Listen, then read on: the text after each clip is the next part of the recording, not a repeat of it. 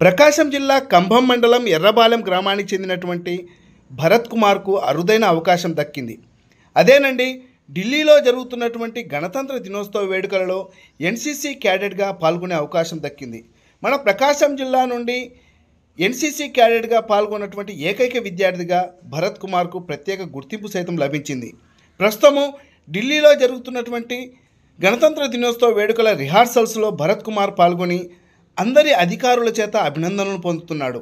భరత్ కుమార్ కంభంలో గల వాసవి డిగ్రీ కళాశాలలో ప్రస్తుతము డిగ్రీ విద్యను అభ్యసిస్తూ గణతంత్ర దినోత్సవ వేడుకలలో పాల్గొనేటటువంటి అవకాశాన్ని దక్కించుకోవడంతో సర్వత్రా అభినందనలు వెల్లువెత్తుతున్నాయి.